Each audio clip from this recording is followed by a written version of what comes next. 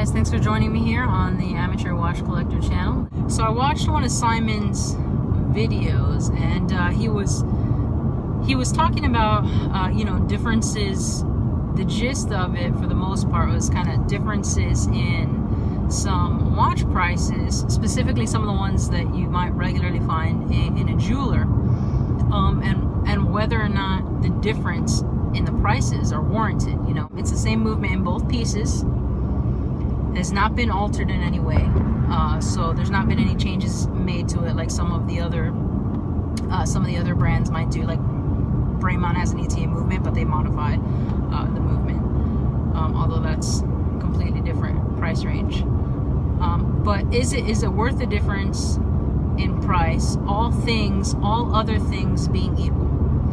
So in other words, the only difference being the name of the brand that you see on the dial. And you know, it's a very interesting topic and a good thing to kind of bring up. And you know, it's really tough to answer that as easily as a yes or no. You know, it is or it isn't. I'm inclined to say that the price difference wouldn't be warranted, all things being equal, including the movement. But that's obviously part of differences in marketing. A big part of that being kind of the history and the heritage of a company. And I think to a certain extent, you know, that's part of what you're paying for. That's part of what you're paying for. Do you guys perceive that something is worth, you know, being $1,200 versus $500 if everything else in it is the same? So, you know, I don't know. In a lot of ways, you know, I guess the logical part of me thinking about it wants to say no. You know, maybe it's really not worth the difference in the price. The problem that we get wrapped around in, I think, is everything else that makes up the watch. You know, I do agree. You know, he said Damasco and Sin would be, you know, in different categories, for example, because those are not created equally. I mean, the steel is made to different specifications, so they have different strengths. There's some proprietary stuff that's being done to that, particularly with Damasco. I think they've got, you know, I can't even think how many patents that they actually have that's part of their manufacturing process, you know, which is pretty impressive. When the quality of the casing isn't the same, the level of the strength of the steel isn't the same, it's not a fair comparison when all that it has in common is the movement. So does it warrant a difference in price if, you know, standard grade steel, sapphire crystal, 2824 movement, $500 versus $1,200? What makes the difference in that price acceptable? Right off the bat, I just have to say what does? The market itself, the fact that people have bought it at that price point?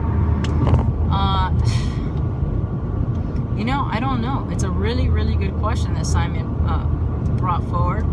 And, you know, I want to say that I've got a deeper appreciation for just a watch when I look at it than just, you know, kind of the name that's on the dial. But obviously, to a certain extent, the brand is part of, to some extent, what attracts me to some things. Like Hamilton's history attracted me to Hamilton, and the same with Marathon. I think it's hard. I'd have to bring up two watches that are identical in every way, less the price tag.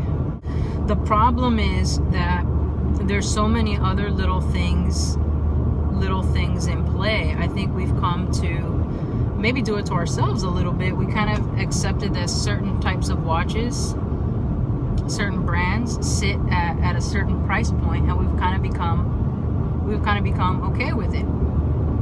I do agree with you, Simon, on the power reserve. I think, you know, that's kind of irrelevant to me. One, I keep them in a winder. Two, I don't need a 90-hour power reserve on anything personally. I guess it's nice that it has it. It's impressive from that perspective, but not impressive enough for me to pay you that much more as a result of it. Because my watch winder will do the job for free. And if that breaks, I can heads shaking around, right? As long as I'm making the rules.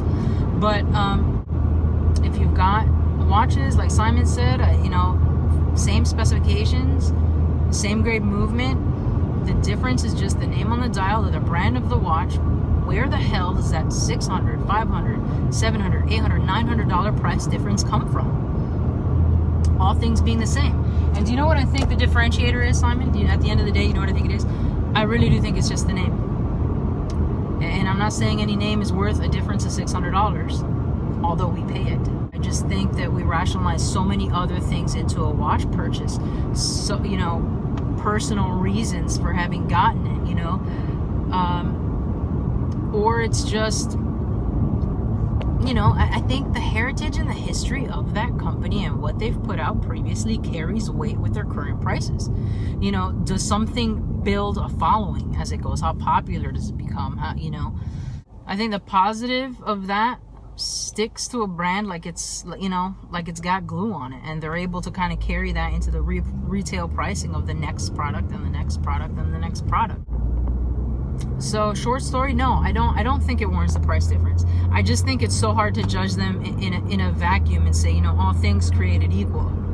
And I think if you took two pieces, all things identical, stripped the name off the dial, listed the specifications underneath them, put $600, $1,200 next to it, and asked people to come up which one they'd buy the $600 one every time. I think a majority of people would, taking everything else out of it. We have preconceived notions about a majority of brands. Either we have preconceived notions from other things we've watched or heard of, or we've developed them ourselves. And it's really hard to break that. It's like they say, you know, the first impression is the most is the most important impression. And I think that we've all in some way, shape, or form kind of developed that for different brands on our own, and it's just too hard to break that. It's just too hard to break that. So we're okay paying certain price points for certain brands, regardless of the fact that if you break them down by feature on a piece of paper, they might be identical to something that is significantly cheaper. And that's unfortunate, but I think that's just the reality of it. Tell me what you think about that. What do you think warrants that difference in price? If the damn watches are the same, they're the same, the construction is the same, materials are the same, movement is the same, where's that difference in price come from? What do you think justifies it? Is it justified? That's all I've got. Oh, really quick, I would like to thank the tons of new subscribers that I've gotten. Thank you guys for the support. I'd like to thank, you know, the rest of the watch channels that have really kind of supported me, gotten my name out there, and thrown traffic to my channel. You know, I appreciate it. I appreciate everyone that's subscribed, the time that you take out of your day to watch the videos. You know, it's time you could spend doing something else. So I appreciate that you're checking out my channel. Yeah, all right, that's all I've got, guys. CG out. See you next time.